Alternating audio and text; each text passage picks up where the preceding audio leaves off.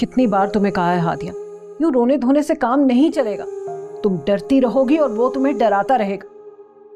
यही जमाने का असूल है। तुम कुर्बान होती रहोगी और वो कुर्बान करता रहेगा।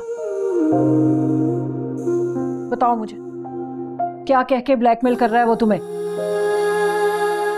पहले मेरी वजह से मेरी बहन की खुशियां लुट गई और अब काशान कह रहा है कि अगर मैंने उसकी बात ना मानी तो वो बतूल का घर बर्बाद कर देगा, आशिर को सब कुछ बता देगा।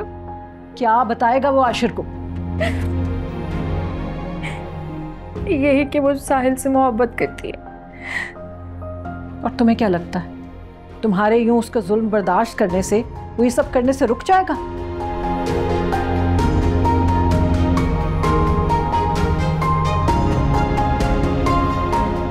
आप काशान को मना करें कि मुझ पे जो भी जुल्म करना है वो करे, लेकिन मेरी बहन की जिंदगी बर्बाद ना करे, उसे उसके हाल में जीने दे। काशान जैसा शख्स किसी की नहीं सुनता, किसी की नहीं मानता। और बतूल की तुम फिक्र मत करो, उसके ससुराल वाले सिर्फ मॉडर्न नहीं है, पढ़े लिखे और समझदार भी हैं। वो काशान की वजह से अपने घर का सुकून तबाह नहीं करेंगे। तुम बस अपनी फिक्र करो, खुद को संभालो, क्योंकि गरीब की वाहिद ताकत इल्म है बेटा। इल्म की क्या ताकत होती है? आपने इतना इल्म हासिल किया, क्या हुआ? कुछ भी तो नहीं। मैं तुम्हारा तंज समझ सकती हूँ। मैं तंज पर नहीं कर रही, मैं तंज इल्म पर कर रही हूँ, इस माशरे पर कर रही हूँ जहाँ इल्म या आलिम की कोई अहमियत नहीं है। देखो हादिया, तुमने पढ़ लिख के कोई आलिम या टीचर नहीं बनना। तुम्हें CSS का इम्तहान पास करना है, तुम्हें पुलिस में जाना है, असिस्टेंट कमिश्नर लगना है। तभी काशान और इन जैसे लोग ना तुम्हारी बात सुनेंगे, डरेंगे तुमसे।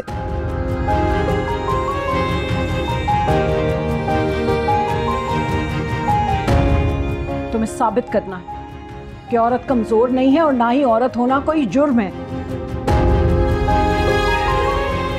मैं तुम्हारे हाथ काशान जैसे लोगों के आगे जुड़े हुए नहीं, बल्कि उनके गिरेबानों पे देखना चाहती हूँ।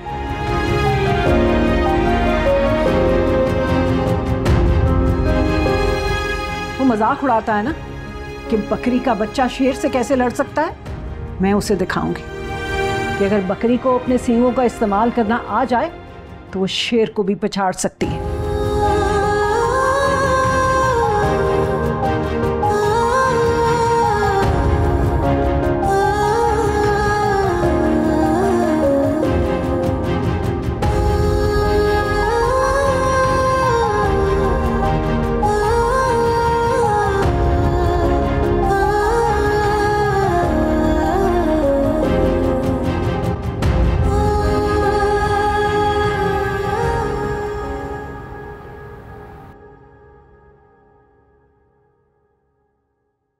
अस्सलाम वालेकुम।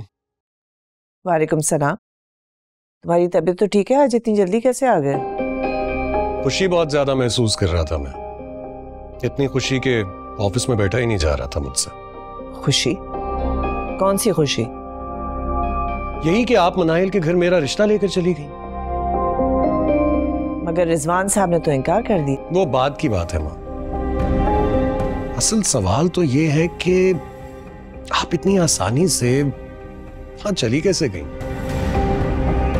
तुम कहना क्या चाहते हो? यही कि मैं बेवकूफ नहीं हूं मां।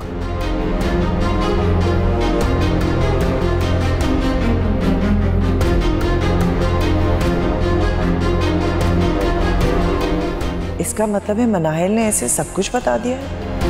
उनकी आपस में मुलाकातें दोबारा शुरू हो गई, बात वहीं आ गई जहां खत्म हुई थी। ये बाबा हादिया को लेकर क्या बात कर रहे थे? अरे हादिया को छोड़ो तुम। हादिया तो हमारी जान का ऐसा रोग बन गई है जो लगता है कब्र तक हमारे साथ जाएगा। खैर, तुम अपनी बताओ, खुश हो ना ससुराल में? जी, मेरे ससुराल वाले भी बहुत खुश हैं। क्या वो अपनी दिली ख्वाहिश के मुताबिक मुझे अपनी बहू बना कर ले गए। मैं तुम्हारे ससुराल वालों की बात नहीं कर रही, तुम्हारी बात कर रही हूँ। मैं मुझे समझ में नहीं आ रहा तुम अपना कौन सा ऐप छुपाने के लिए ये सब हरकतें कर रही। ऐब नहीं छुपते,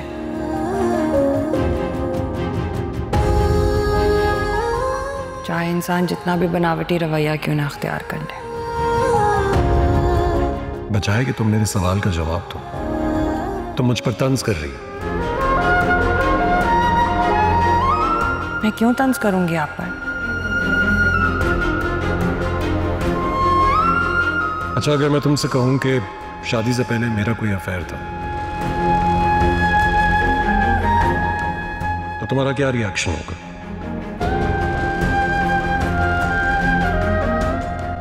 कुछ भी नहीं। इसका तो साफ साफ मतलब है कि तुम्हें तो मुझ में कोई दिलचस्पी नहीं है। मैं तो बहुत खुशकिस्मत हूँ। अल्लाह ने मुझे मेरे बाप के आगे नाफरमानी करने जैसे गुनाह करने से मुझे बचा लिया। कोई पछतावा नहीं है मुझे, ना कोई मलाल। मुझे मेरे अल्लाह ने मेरे बाप की ताबेदारी के बदले बहुत अच्छा ससुराल दिया, जो शायद हादिया के नसीब में ना होगा।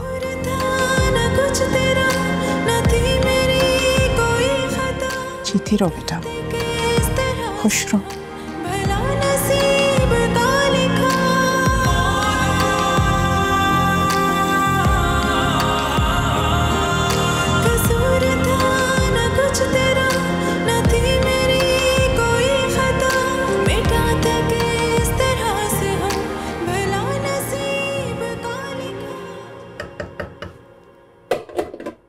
ये क्या तुम हर वक्त किचन में काम करती रहती हो? खाना बना रही हूँ। अरे कभी हमसे भी पूछ लो हमें क्या पसंद है, हम क्या खाना चाहते हैं। घर में ही नहीं होते तो कैसे पूछूं? कभी मुझे कमरे में देखने आओ तो मैं नजर आऊं। अम्मा की बातों में आके मुझसे दूर रहती हो, मुझे बुरा समझती हो, जबकि बुरा मैंने, बेवफा तुम थे।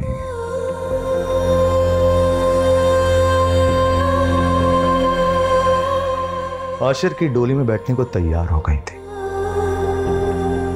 इधर आओ, बैठो। शुक्र करो कि मैं अब भी तुमसे मोहब्बत करता हूं। और ये बड़े बूढ़े हैं ना, ये अपनी जिंदगी जी चुके हैं। अब हमारा वक्त है। मैं फिर से समझा रहा हूं, अपनी मर्जी से अपनी जिंदगी जियो, एंजॉय करो अपनी जिंदगी। मैं मानता हूं कि माँ बाप की इज्जत करना फर्ज है, लेकिन ये कहां लिखा है कि माँ बाप बच्चों की जिंदगी में दखल अंदाजी करे? हाँ, कहां लिखा है? अरे वो जी चुके हैं अपनी जिंदगी। तुम मेरे कहने पर हर बुरा काम छोड़ क्यों नहीं देते? बुरा काम? मैं बुरा नहीं, बड़ा काम करता हूं। हाँ, अगर मेरी जगह कोई और होता ना तो तुम्हारे इश्क में मजनू बना फिरता, रोड पे पत्थर खाता, लेकिन मैंने ऐसा नहीं किया। और मुझे देखो, मैंने तुम्हें हासिल कर ली। क्या मैंने बुरा काम किया? हाँ, मैं इसकी नहीं, भत्ते की बात कर रही हूँ। भत्ता नहीं है, जॉब है। नहीं, जॉब करना बुरी बात है क्या? जब हक मांगने से नहीं मिले तो फिर हक को छीन लेना पड़ता है। मैं बस वही करता हूं और कुछ भी नहीं। फिर से समझा रहा हूं, अम्मा की बातों पे ध्यान मत दो, वो उल्टी सीधी बातें करती हैं। जिस डिपार्टमेंट में काम करती है ना, वो नाकाम लोगों का डिपार्टमेंट है। और ये टीचर बेचारा क्या करता होगा सोचो। साल भर सिर्फ इसलिए मेहनत करता है कि साल के आखिर में उसकी पेमेंट बढ़ जाए, मतलब 500 या 1000 रुपए बस। बकरी को बकरी जन्म देती है और शेर को शेर। तुम नहीं समझोगे। लॉकेट दिया था पहना हुआ है? अच्छा लग रहा है। चाय ला के दो मुझे कमरे में।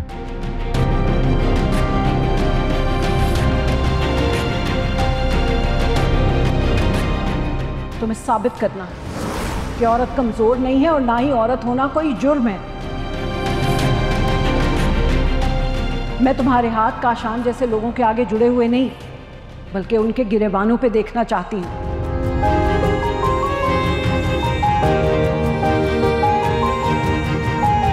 वो मजाक उड़ाता है ना कि बकरी का बच्चा शेर से कैसे लड़ सकता है। मैं उसे दिखाऊंगी कि अगर बकरी को अपने सींगों का इस्तेमाल करना आ जाए तो वो शेर को भी पछाड़ सकती है।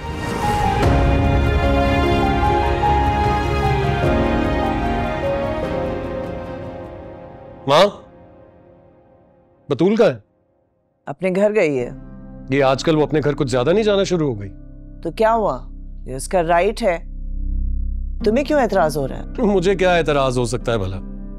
मैं तो उसकी कन्वीनियंस के लिए कहना चाह रहा था कि वो ऑल द वे जो अपने घर जाती है, साहिल से मिलने के लिए मेरे दफ्तर आ जाया करे। आशिर, इस किस्म का बेहुदा शक करते हुए तुम्हें शर्म नहीं आई? और वो जो मुझ पर शक करती है उसका क्या है?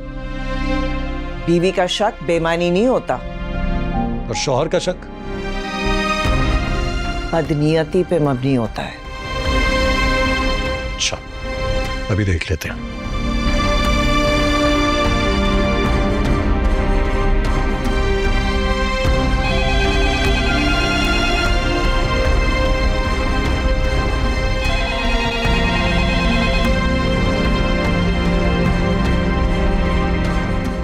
जी सर, अस्सलाम वालेकुम। वालेकुम अस्सलाम। साहिल है ऑफिस में या घर चले गए? सर अभी तो यहीं थे। अच्छा,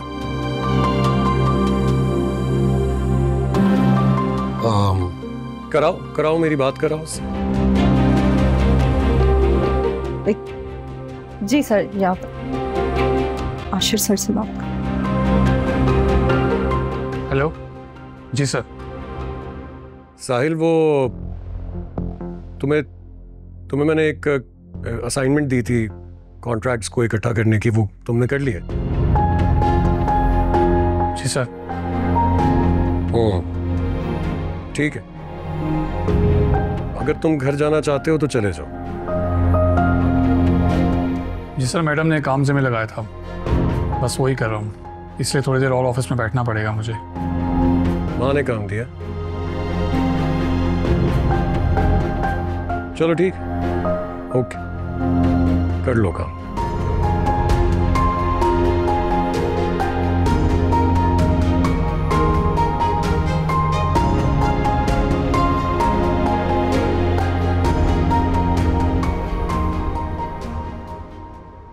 हो गई तसल्ली तुम्हें? नहीं माँ, दिल में चुभा शक का कांटा इतनी आसानी से नहीं निकलता।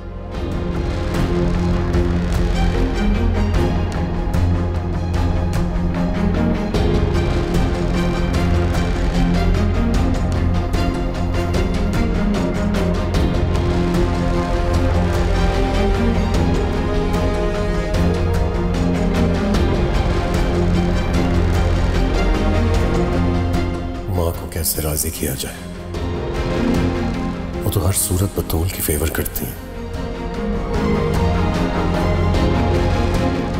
जब तक बतूल के खिलाफ मुझे कोई ठोस सबूत नहीं मिल जाता, माँ मुझे मनाहिल से शादी करने की इजाजत नहीं देंगी।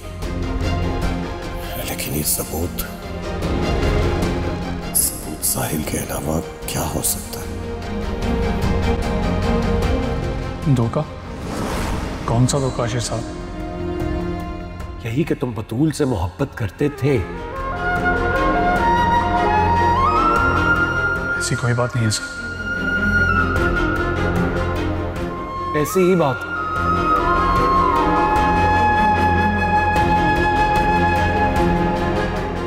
मैं जानता हूं कि वो भी तुम्हें पसंद करती थी। ऐसा कुछ नहीं है सर, आप प्लीज मेरा यकीन करें। लेकिन वो भी कोई बात मेरे हाथ नहीं लगने दे रहा। क्या करूं?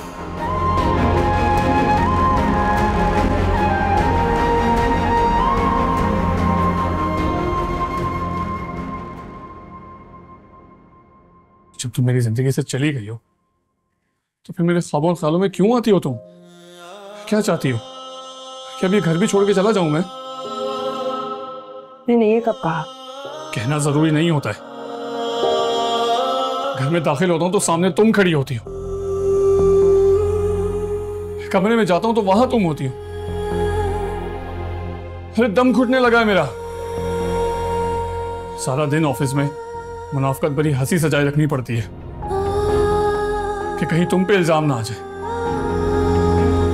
आज भी तुम्हारे शौहर की इंक्वायरी भुगत कर आ रहा हूं मैं। सारा दिन झूठ बोलना पड़ता है कि मेरा तुमसे कोई ताल्लुक नहीं है। अगर जॉब छोड़ दूं तो कहीं तुम पे इल्जाम ना आ जाए। घर छोड़ दूं तो मामू मानी अकेले ना रह जाए। कहां जाऊं मैं, क्या करूं? मुझे याद करना छोड़ दो। अरे कैसे याद करना छोड़ दूं? घर के हर कोने में तो तुम्हारी यादें बिखरी हुई हैं। जहां पांव रखता हूं तुम्हारी यादें चीख पड़ती हैं। मेरा पांव पकड़ लेती, मेरा दामन पकड़ लेती है। अरे मैं सो नहीं सकता क्योंकि तुम्हारी यादें मेरी नींदें तक छीन लेती हैं। इस डर से नींद नहीं आती कि कहीं सो गया तो और मैं तुम ना आ जाओ। अब क्या सांस लेना भी छोड़ दूं? क्योंकि हर सांस में तो तुम बसी हो ना। यानी तुम्हारी मोहब्बत इश्क में बदल गई है। साहिल, मैं तो तुम्हें कहने आई थी कि भूल जाओ मुझे। साहिल, भूल जाओ मुझे। साहिल, भूल जाओ।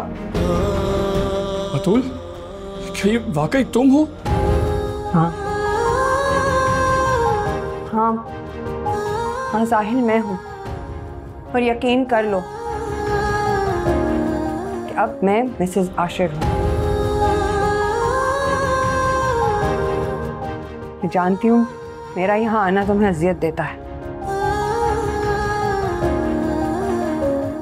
मैं क्या करूं? मेरे माँ बाप को देखने, उनसे मिलने आना मजबूरी है मेरी। पर हाँ, भूल जाओ मुझे।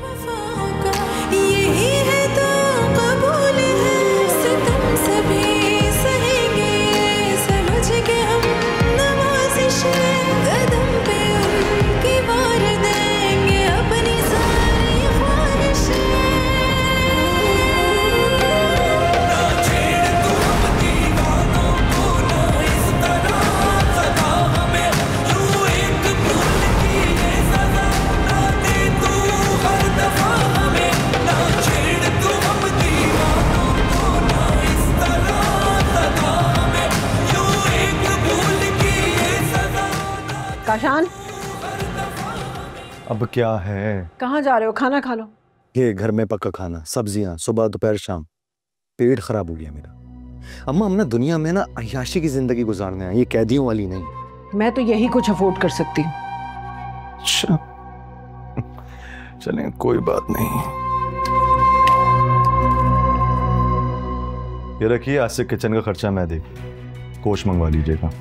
मुझे हराम की कमाई नहीं चाहिए। अरे अम्मा, क्या सोचती रहती हैं? इस हलाल की कमाई से ना ये सब्जी अब्जी भी अफोर्ड करना मुश्किल है। तो रखें, मंगवा लीजिएगा। तुम्हें क्या लगता है ये जो सब कुछ तुम कर रहे हो बिल्कुल ठीक है? लोगों को लूटना, उनको ब्लैकमेल करना, खून चूस रहे हो तुम उनका। और अपने पैसे रखो अपने पास, मुझे नहीं चाहिए। क्यों नहीं समझ रही? ये इंसान ना, ये जो करोड़पति अरबोपति है ना, ये ऐसे ही नहीं बने। एक इंसान दूसरे इंसान का खून चूस के यहां तक पहुंचे। और ये जो पूरी दुनिया है ना, इसके अंदर हम सब गिद्ध बने।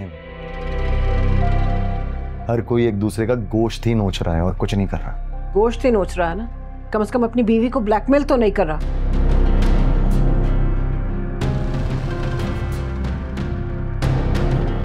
हादिया ने शिकायत की आपसे? तुम्हें क्या लगता है मैं अंधी हूं, बहरी हूं या बेवकूफ? मुझे दिखता नहीं है।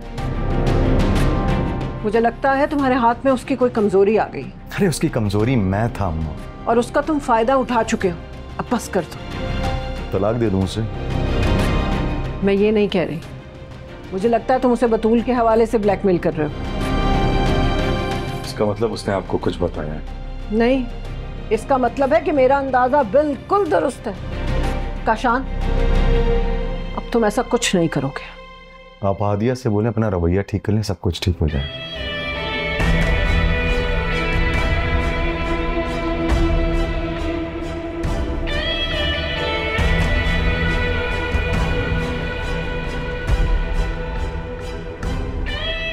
बाबा, मेरे प्यारे बाबा, क्या हो गया है? बाबा, मर्द भी कभी रोया करते हैं। हाँ बेटा, मर्द भी रोते हैं जब उनकी माएं मरती है।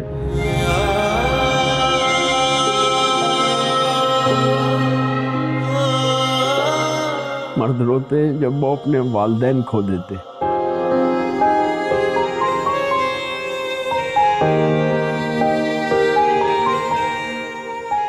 तब भी रोते हैं जब उनके बच्चों में से कोई बीमार होता है।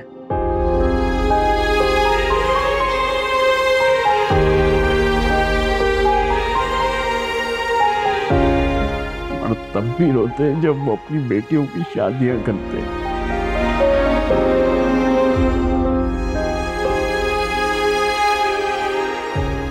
मर्द रोते हैं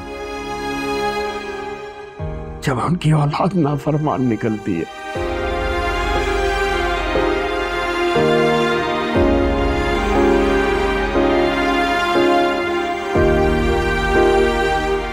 मर्द बेबसी, तंगदस्ती और नाकामी के वक्त रोते हैं।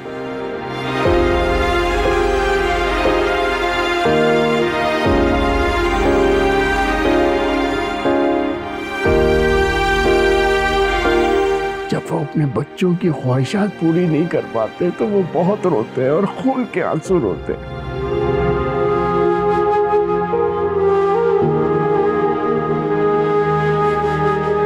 मर्द रोते हैं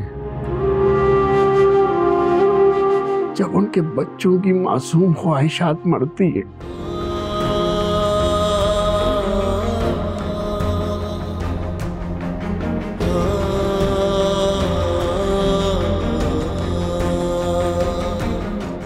जब बहुत रोते हैं जब उनकी बेटियों के घर आबाद नहीं हो पाते।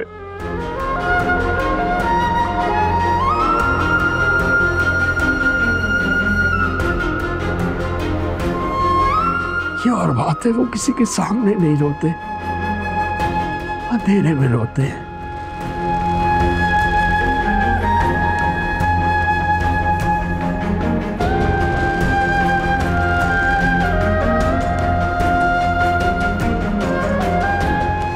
बारिश में भी रो लेते या फिर अपने तकिए में मुंह छुपाकर।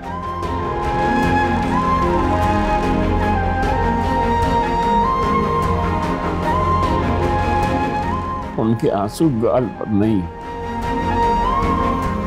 दिल से निकलकर दिल पर गिरते हैं।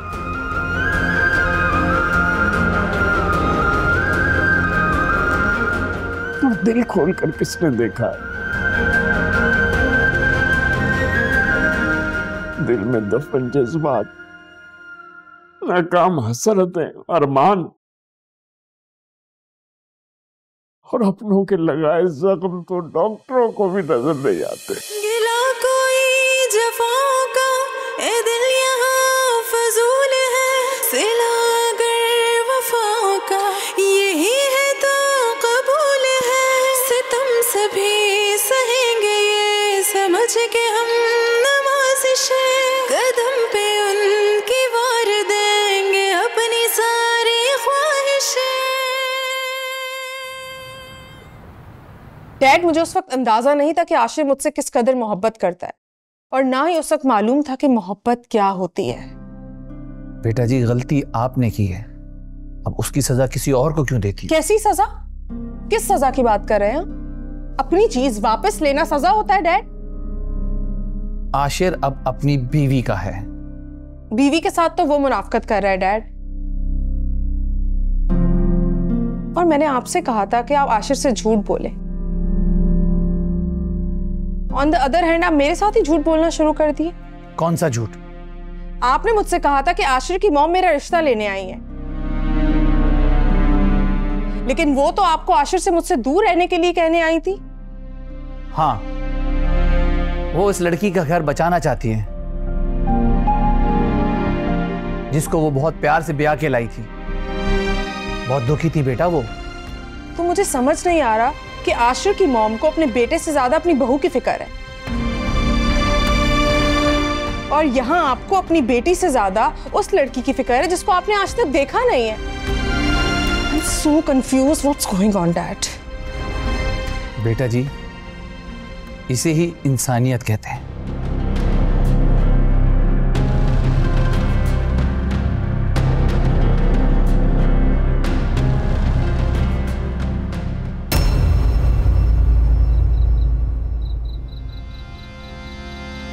कसूर था ना कुछ तेरा, ना थी मेरी कोई खता, मिटाते किस तरह से हम भला नसीब का लिखा।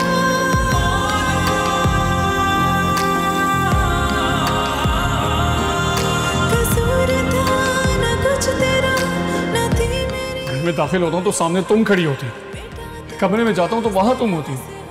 अरे दम घुटने लगा है मेरा।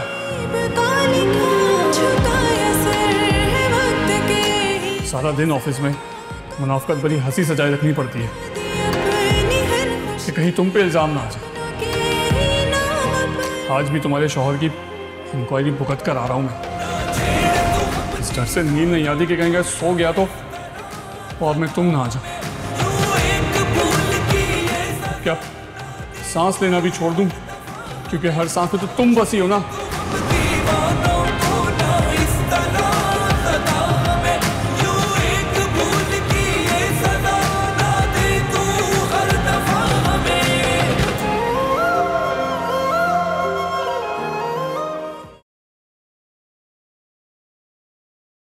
देख लीजिए, दोपहर से रात हो गई है, लेकिन आपकी पसंदीदा बहू अब तक घर वापस नहीं लौटी। तो क्या हो गया? अपने घर गई है, बैठ गई होगी अपने माँ बाप के पास। अपने माँ बाप के पास नहीं, वहां किसी और के इंतजार में बैठी पड़ी है। किसके इंतजार में? आप अच्छी तरह जानती हैं। हाँ, मैं अच्छी तरह जानती हूँ। उसका जुर्म भी और तुम्हारी पारसाई भी। बतूल ने हम सब की इज्जत बचाने के लिए अपनी मंगनी तोड़ी और तुमसे शादी की, और तुमने उससे शादी की सिर्फ माँ से मुनाफकत करने के लिए। जब मनाहिल वापस आई तो तुम्हें माँ का ख्याल ही नहीं रहा। ऐसी बात नहीं है। वो मुझसे पूछे बगैर वहां गई और वहां जाकर बैठी गई है। उसके माँ बाप को उसकी जरूरत होगी, फजूल में नहीं बैठती है वो माँ। अच्छी तरह जानती हूँ मैं, तुम उसे अपनी जिंदगी से निकालने के बहाने ढूंढ रहे हो। माँ, आप मेरी बात समझ क्यों नहीं रही? उससे मुझ में कोई दिलचस्पी नहीं। उसका दिल तो हर वक्त अपने घर में ही रहता है। ये हर औरत की नफ्सियात होती है। उसका वजूद ससुराल और देहात मैके में रहता है। लेकिन मुझे ऐसी तकसीमशुदा बीवी नहीं चाहिए। मुझे ये बताओ कि तुम बहाने क्यों ढूंढ रहे हो? मैं सब समझ रही हूँ। मुझे किसी बहाने की जरूरत नहीं है माँ। मैंने आपके कहने पर आपकी पसंद की लड़की से शादी की। मगर वो वैसी नहीं है जैसे आपने बताया था। वो मेरी उम्मीद से भी ज्यादा मुखलिस और ताबेदार है। आपके लिए होगी, लेकिन मुझे अब सिर्फ मनाइल से शादी करनी है। ऐसा सोचना भी मत आशिर, मैं ऐसा कभी नहीं होने दूंगी। जानता हूं, इसलिए गई थी ना आप रिजवान साहब के पास, उनको ये कहने के लिए कि वो मनाइल को मुझसे मिलने से रोक दें। हाँ, मैं हर मुमकिन कोशिश करूंगी कि तुम दोनों की शादी कभी ना हो। ठीक है मैम, बिल्कुल ठीक है, लेकिन आप मेरी भी एक बात प्लीज गौर से सुन लीजिए। आप और रिजवान साहब अगर इस शादी पर ना भी माने, तब भी मैं और मनाहिल शादी जरूर करेंगे, चाहे हमें कोर्ट मैरिज ही क्यों ना करनी पड़े।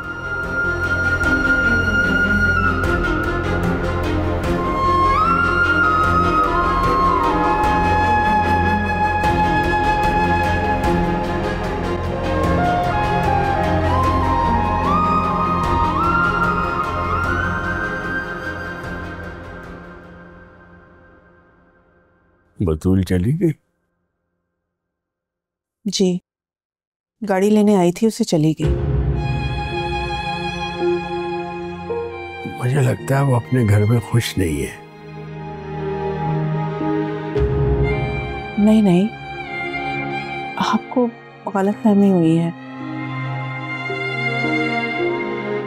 अपने घर में बहुत खुश है वो तो आपको परेशान देख के दुखी हो गई थी।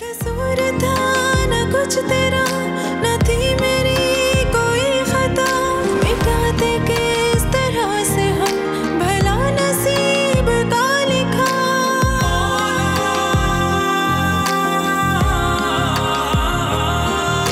कसूर था न कुछ तेरा न थी मेरी कोई खता, मिटाते के इस तरह से हम भला नसीब का लिखा। झुकाया सर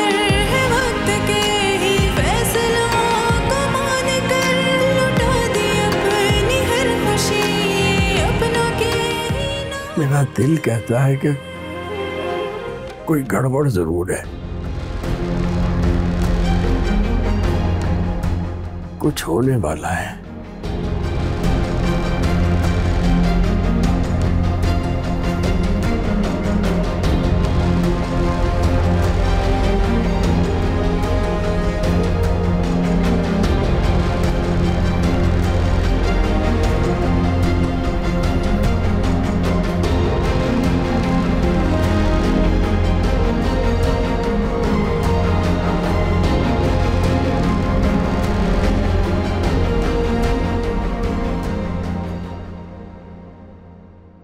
कहाँ गई थी तुम? अम्मी पापा के घर गई थी, आंटी को बताया था मैंने। माँ तुम्हारी मुलाजमा नहीं। ऐसा कब कहा है मैंने? तुम्हें माँ को नहीं, मुझे बताकर जाना था, तो बल्कि मुझसे पूछ कर जाना चाहिए था। जी बिल्कुल ठीक कह रहे हैं आप। मैंने सोचा आप ऑफिस से मसरूफ होंगे, कॉल करके डिस्टर्ब नहीं करना। मैं तुम्हारी कॉल से डिस्टर्ब नहीं हो रहा, ये जो बार बार तुम अपने घर जा रही हो उससे डिस्टर्ब हो। पापा परेशान है, उनके लिए गई थी। आपको अगर नहीं पसंद है तो आइंदा नहीं जाया करूंगी। मुझे क्यों महसूस हो रहा है जैसे तुम्हारी दिलचस्पी तुम्हारे वालिदैन में नहीं, किसी और में। आशिर प्लीज मुझ पर कोई इल्जाम मत लगाइएगा। मैं इल्जाम नहीं लगा रहा हूं, तुम मुझे धोखे में रख रही हो। मुझे सच क्यों नहीं बता देती? हम दोनों इस खामखा की परेशानी से बच जाएंगे। कौन सा सच? देखो बतूल, किसी को पसंद करना कोई बहुत बुरी बात नहीं होती। माँ बाप की खातिर, उनकी इज्जत की खातिर अपनी मोहब्बत की कुर्बानी दे देना बहुत अजमत की बात है। और अपने शौहर के सामने सच बोलना, इससे अफजल कोई काम नहीं। पहले भी बता चुकी हूँ आपको आशिर, साहिल से मंगनी बाबा की ख्वाहिश से हुई थी और आपके साथ शादी भी उन्हीं की मर्जी से हुई है। वो तुमने झूठ बोला था। मुझे सच बताओ। सच सुन लेंगे आप? हाँ सुन लूंगा और बर्दाश्त भी कर लूंगा। कौन है मनाहिल?